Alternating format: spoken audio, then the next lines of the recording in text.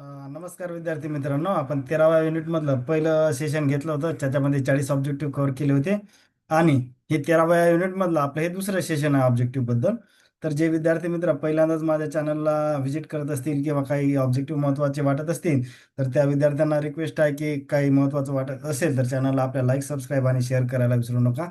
तर कुठलाही टाइमपास न करता आपण लगेच सेशनला सुरुवात करू. क्वेश्चन नंबर 41 बघू. रिकामी जागा दिली आहे किंवा blank space. It is the statistical technique use to study data recorded at regular time interval in order to identify pattern and predict future trends. काय म्हणतात त्याला? टाइम सिरीज अनालिसिस म्हणतो आपण. वर्क सिरीज नसतेच, म्हणजे त्याच्यामुळे हे ऑप्शन जाणार, हे ऑप्शन, याचा आणि याचा काही दूर संबंध नाही. ऑप्शन नंबर 1 हे करेक्ट आहे. क्वेश्चन नंबर 42 काय सांगितलं आपल्याला? A manager use time series data to make the decision such as. आता हे जे आहे ना, 1 2 3 4 असं आलं चुकून, याला ABCD असं कन्सिडर करा तुम्ही. म्हणजे जे 4 स्टेटमेंट दिलेले आहे असं कन्सिडर करा. ते चुकून प्रिंट मिस्टेक झाली. याला A करा, याला B, याला C आणि याला D. मग काय? प्रेडिक्टिंग फ्युचर सेल्स बरोबर आहे. Forecasting demand for the products बरोबर आहे. सी नावाचं statement estimating the production requirement हे सुद्धा बरोबर आहे. प्रेडिक्टिंग मार्केट ट्रेंड हे सुद्धा बरोबर आहे. म्हणून ऑप्शन नंबर 4 हे सगळं चारही सेंटेन्स बरोबर आहे.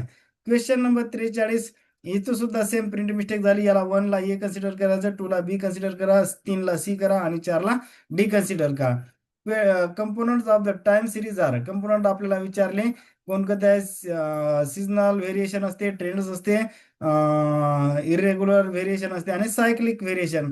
चारही ऑप्शन बरोबर. आता बघा, टाइम सिरीज म्हणजे असं स्टिक जर लक्षात येणार ना, बऱ्याचदा आपण म्हणतो ना टाइमला स्टिक असलं पाहिजे माणसानं, म्हणजे टाइमला चिकटून असलं पाहिजे. तर तेच सगळं मी असं लक्षात ठेवतो. स्टिक म्हणजे काय? टाइम सिरीजच्या रिलेटेड स्टिक राहायचं. म्हणजे काय? हे सीजनल व्हेरिएशन येईल, टी म्हणजे ट्रेंड्स येईल, आय म्हणजे काय येईल? इरेग्युलर व्हेरिएशन येईल आणि सी म्हणजे सायक्लिक व्हेरिएशन. म्हणजे टाइमला बरेचदा आपण म्हणतो ना टाइमला स्टिक असलं पाहिजे माणसाने. तर सेम इथं कंपोनंट सहज लक्षात राहतील. क्वेश्चन नंबर 44 बघू. Choose the correct sentence.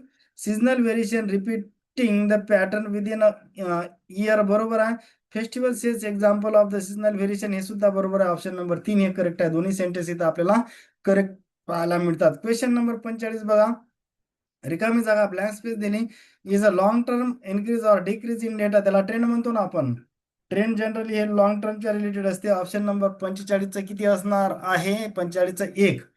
नंतर क्वेश्चन नंबर 46 बघा. रिकामी जागा दिली. Long term business cycle boom or recession is an example of cyclic variation म्हणतो आपण त्याला. मंदी, तेजी मंदीचं जे चक्र असते ना, त्याला आपण सायक्लिक व्हेरिएशन असं म्हणत असतो. ऑप्शन नंबर 3 हे करेक्ट उत्तर असणार आहे. क्वेश्चन नंबर आता बघू आपण 47. 47 बघा. काय सांगितलं 47 मध्ये आपल्याला? Predicting the future sales or the demand for the product. काय म्हणतात त्याला? फ्युचर टेलिंग म्हणत नाही. भविष्य काही सांगायचं नाही इथं. त्याला फोरकास्टिंग म्हणतात. प्रेडिक्शन सुद्धा म्हणत नाही, तर आपल्याला इथं फोरकास्टिंग म्हणतात. ऑप्शन नंबर 47 2 हे आहे. क्वेश्चन नंबर 48 बघा. Forecasting base on past data, human judgement. आणि आता ह्युमन जजमेंट मग कोणते असू शकते? प्रेझेंट जजमेंट सुद्धा असू शकते. म्हणजे परीक्षेत जर human judgement, present data, past data असे सगळे आले तर आपण करेक्ट म्हणायचं आहे त्याला. नाहीतर सर इथं प्रेझेंट डेटा तर लिहिलं नाही तुम्ही. ह्युमन जजमेंट म्हणजे काय? की प्रेझेंट डेटा सुद्धा त्याचाच भाग आहे. म्हणजे परीक्षेत आलं की नाही तर सर तिथं प्रेझेंट डेटा लिहिलाच नाही, तर प्रेझेंट डेटावर सुद्धा फोरकास्टिंग डिपेंड असते. बरोबर आहे. मग ते ह्युमन जजमेंटचाच पार्ट झाला की प्रेझेंट वगैरे किंवा पास्ट डेटा हे. म्हणजे जर आपल्याला असे ऑप्शन दिले ना, past data, human judgement, present data, तर तिन्ही ट्रू म्हणायचे आहे. आता इथं मी ह्युमन जजमेंट दोनच दिले ऑप्शन, त्याच्यामुळे ऑप्शन नंबर 3 हे करेक्ट आहे. Question number 49. Types of the forecasting. Quantitative असते आणि क्वालिटेटिव्ह, दोन टाईपचे फोरकास्ट असतात. ऑप्शन नंबर 3 हे बरोबर आहे. क्वालिटेटिव्ह फोरकास्टिंग इन्क्लूड्स काय? ओपिनियन सर्वे असते, मार्केट ट्रायल असते, मार्केट रिसर्च असते, एक्सपर्ट ओपिनियन असते आणि डेल्फी टेक्निक असते. हे सगळ्याच असते. ऑप्शन नंबर 4 करेक्ट आहे. Question number 51. आता बघा 51 मध्ये काय सांगितलं आपल्याला? रिकामी जागा दिली. Are collected from the customer, retailers, distributors in opinion survey. त्याला काय म्हणतो आपण? ओपिनियन म्हणत असतो. नंतर क्वेश्चन नंबर 52 बघा. रिकामी जागा दिली. Testing products in small market before full launch, free sample of new products. त्याला काय म्हणत असतो आपण? Market trial. ऑप्शन नंबर त्याचं किती आहे? 2 हे करेक्ट उत्तर असणार आहे. आता बघा क्वेश्चन नंबर 53 बघू आपण. 53 मध्ये काय सांगितलं आपल्याला? Survey are conducted by survey are conducted by external marketing agency to assess the product demand, market research to forecast demand. तर त्याला आपण काय म्हणतो, मार्केट रिसर्च म्हणतो. ऑप्शन नंबर 3 हे करेक्ट आहे. क्वेश्चन नंबर 54 बघा, आता काय सांगितलं की रिकामी जागा दिली. Opinion is taken from one or few expert. Expert may discuss face to face, म्हणजेच काय, ओपन इन वन राऊंड, तर त्याला आपण एक्सपर्ट ओपिनियन म्हणतो. आता डेल्फी आणि एक्सपर्ट ओपिनियन वेगवेगळं आहे. जर expert open to open discussion आणि एकाच राऊंड मध्ये केलेलं असेल त्याला एक्सपर्ट ओपिनियन म्हणतो. डेल्फीमध्ये तसं नसते, मेनी राऊंड असते आणि ते त्यांचं नाव डिक्लेअर केलेलं नसते, आणि त्यामुळे त्याला आपण डेल्फी मेथड म्हणतो. नाहीतर बऱ्याचदा एक्सपर्ट ओपिनियन, डेल्फी ओपिनियन किंवा डेल्फी टेक्निक हे कन्फ्युज करणार वाटते बऱ्याच विद्यार्थ्यांना. Question number 55, higher chances of personal bias कशामध्ये असते, एक्सपर्ट ओपिनियन मध्ये. ऑप्शन नंबर 1 हे करेक्ट आहे. क्वेश्चन नंबर 56 बघा, रिकामी जागा दिली. Opinion is taken from the panel of the expert.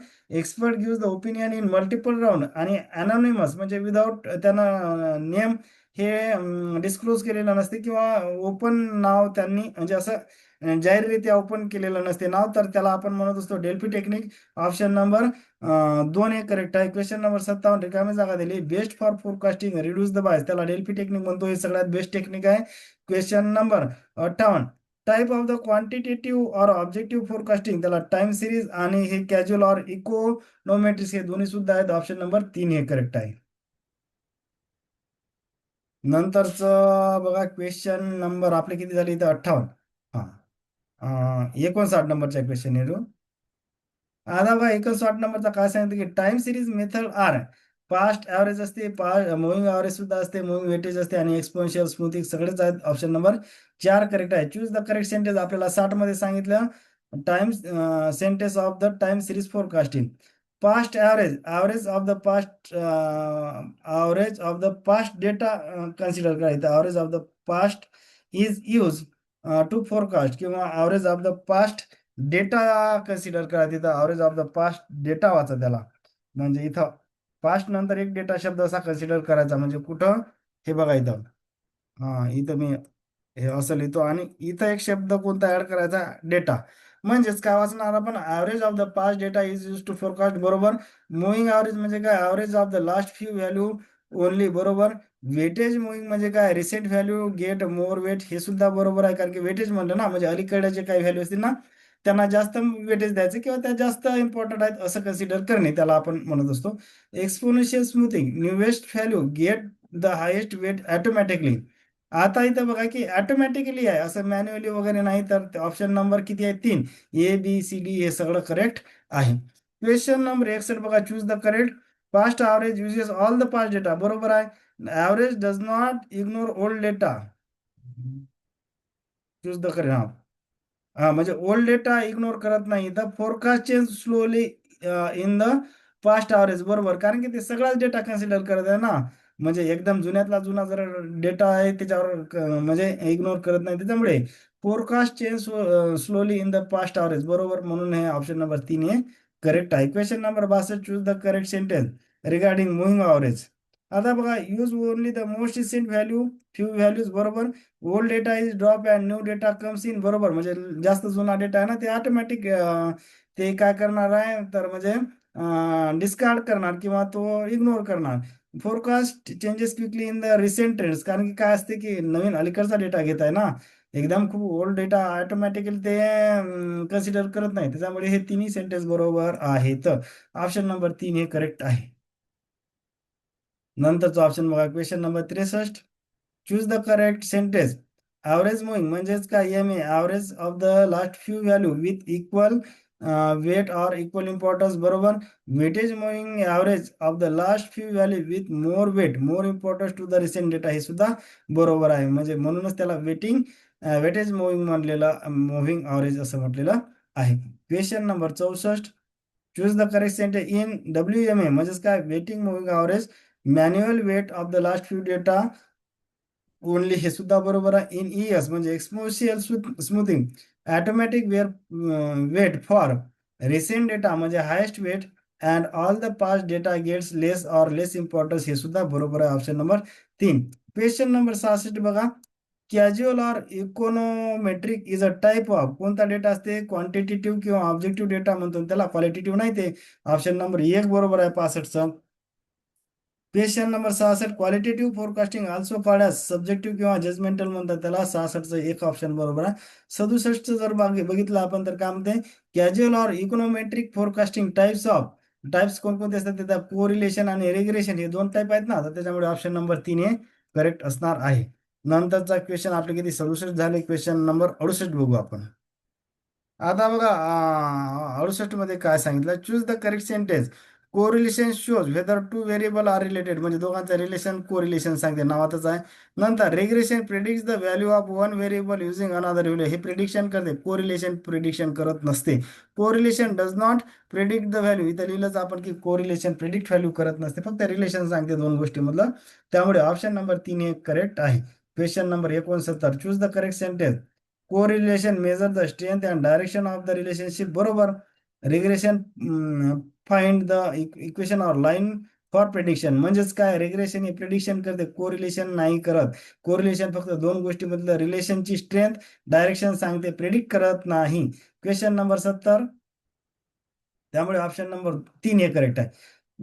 Binomial Poisson normal distribution are the types of fundamental probability model आहेत ते प्रेडिक्शन मॉडेल नाही फ्युचर नाही गेस मॉडेल सुद्धा नाही म्हणजे ऑप्शन नंबर एक बरोबर आहे. क्वेश्चन नंबर 71 जर बघितलं तर काय म्हणते binomial poison normal distribution called as a probability model because they are the रिकामी जागा दिलेली आहे of the probability and statistics basic block आहेत ना ते तिन्ही म्हणून त्याच्यामुळे ऑप्शन नंबर एक बरोबर आहे. क्वेश्चन नंबर 72 जर बघितलं आपण binomial Poisson normal distribution called as fundamental probability models because they are the basic block म्हणजे हे डबल डबल झाला क्वेश्चन हा म्हणजे एकाहत्तर ते चुकून प्रिंट झालेला तर ते ऑलरेडी आपण डिस्कस केलेला आहे. पुढचा क्वेश्चन बघू किती झाले आपले 71. आता क्वेश्चन नंबर 72. 72 मध्ये काय सांगितलं आपल्याला बघा binomial distance is used when the exponent of the activity has only दोन पॉसिबल व्हॅल्यू आहेत ना कारण की बायनॉम म्हणजे बाय म्हणजे काय दोन त्याच्यामुळे कन्फ्युज व्हायचं कारण नाही. तीन पॉसिबल 4 5 येण्याचा संबंधच नाही बाय दिलेला आहे तिथे शब्द बाय म्हणजे दोन असते. क्वेश्चन नंबर 73 बघा success or failure yes or no head or tail are the example दोनच पॉसिबल व्हॅल्यू आहे त्याच्यामुळे बायनॉमियल डिस्ट्रीब्युशन येणार ऑप्शन नंबर 1. 74 बघा choose the correct sentence काय म्हणते binomial distance is the probability of the specific number of the success in a fixed number of trials बरोबर.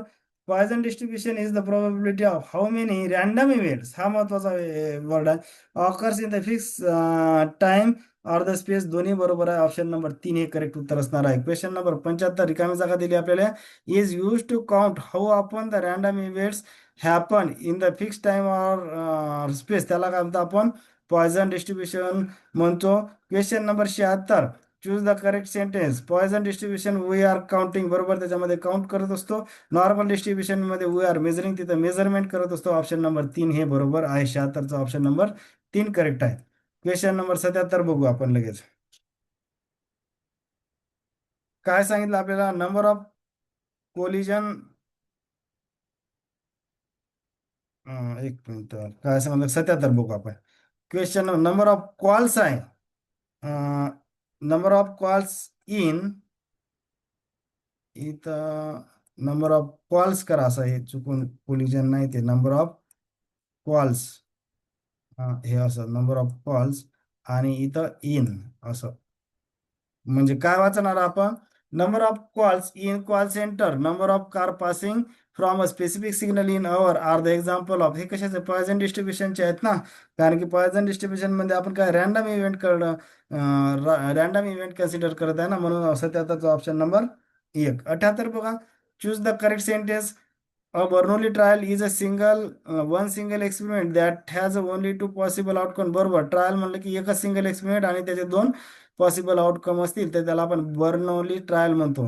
Many Bernoulli trials are called as a binomial distribution बरोबर असे N number of Bernoulli trial असेल तर त्याला binomial distribution म्हणायचं option number 3 correct आहे. Question number 79 normal distribution are called as Gaussian distribution म्हणतात bell shape curve म्हणतात cluster around and average or mean value हे तिन्ही नाव आहेत हे इथं सॉरी ABC असं काय लिहिलं आपण किती नंबरचा 79 ना 19 हा ए बी सी. आता हे इकडे 1 2 3 झालं ना, त्याला ए बी सी कन्सिडर करा. नाहीतर तुम्ही म्हणाल सर इकडे 1 2 3 दिसते ना ऑप्शन मध्ये आम्हाला वेगळंच काय दिसते, हे चुकून प्रिंट झालं. ए म्हणजे काय गॉसियन डिस्ट्रीब्युशन, बी म्हणजे काय बेल शेप कर, आणि सी म्हणजे काय cluster around and average or mean value, म्हणून त्याच्यामुळे A B C option number 3 correct आहे. तीनही सेंटेन्स करेक्ट आहे. क्वेश्चन नंबर 80 बघा. रिकामी जागा दिली आणि represent the thing that is naturally cluster around an average or mean value, त्याला नॉर्मल डिस्ट्रीब्युशन म्हणतो. कारण की बघा आता नॉर्मल जे व्हॅल्यू असताना कोणत्याही गोष्टीच्या, तर तिथं खूप सारा डेटा असते, असंही जनरल बी सहज लक्षात राहते. म्हणजे त्यात फार कन्फ्युजन व्हायचं गरज नाही. फॉर एक्झाम्पल जर आपण बघितलं की नॉर्मल हाईट साधारण किती 5.5, तर तिथं क्लस्टर डेटा झालेला असते ना, अपवादात्मक केसमध्ये 6 6.5 किंवा कोणाची 3.5 4 फूट. पण जनरली हाईट जर आपण बघितली की 5.5च्या जवळपास असतात ना, म्हणून ते काय झालं, नॉर्मल डिस्ट्रीब्युशनसाठी कोणती व्हॅल्यू झाली की 5.5 ही नॉर्मल आहे. म्हणजे नॉर्मल लोकांचा डेटा जिथं क्लोज असतो त्याला नॉर्मल डिस्टन्स किंवा क्लस्टर झालेला असते तो डेटा त्या पॉईंटला, तर त्याला नॉर्मल डिस्ट्रीब्युशन म्हणायचं. नॉर्मल म्हणजे काय, नॉर्मल लोकांचा डेटा. फॉर एक्झाम्पल हाईट जर घेतली तर जनरली कसे असते 165 ते 170 सेंटीमीटरच्या मध्ये ते नॉर्मल, त्याला काय आपण नॉर्मल डिस्ट्रीब्युशन म्हणून. म्हणजे नॉर्मल जी गोष्ट असते, नॉर्मल लोकांत सगळ्या इकडेच कॉमन जी गोष्ट सापडते त्याला नॉर्मल डिस्ट्रीब्युशन म्हणायचं. फार असं टेक्निकली किचकट भाषेत जायचं गरज नाही. कुठं आलो आपण, एक हा 2 क्वेश्चन राहिले याच्यात, थोडेसे 2 एक्स्ट्रा घेतले याच्यामध्ये. बघा आता काय म्हणते की question number 81, normal distribution in represent a रिकामी जागा where most of the data points are concentrate around the mean or frequency gradually mean and frequency gradually decreases as move further away. म्हणजे कसं असते की त्या डाटा म्हणजे काय की अराउंड द मीन ॲव्हरेजच्या जवळपास जास्त डेटा असते ना, आणि जसं जसं आपण दूर ॲव्हरेज पासून दूर जा, तसं तसं त्याची फ्रिक्वेन्सी किंवा डेटा किंवा ते मीन व्हॅल्यू कमी कमी व्हायला लागते. म्हणून त्याला आपण म्हणत असतो की त्याचा शेप कसा असते, सिमेट्रिकल डिस्ट्रीब्युशन असते ते. आता क्वेश्चन नंबर 82 बघा. Choose the correct sentence.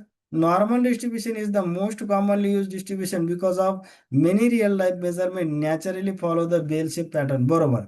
Common example of normal distribution are the student mark, car or vehicle speed, नंतर weight, height of the people, weight of the people, IQ score म्हणजे intelligent quotient score, blood pressure etcetera, हे सगळ्या normal value आहेत ना. तर त्याच्यामुळे option number 3 हे correct उत्तर असणार आहे. होप करतो बऱ्याच गोष्टी फास्ट सांगितल्या, काही महत्त्वाचं वाटलं असेल तर चॅनलला लाईक, सबस्क्राईब आणि शेअर करायला विसरू नका. थँक्यू.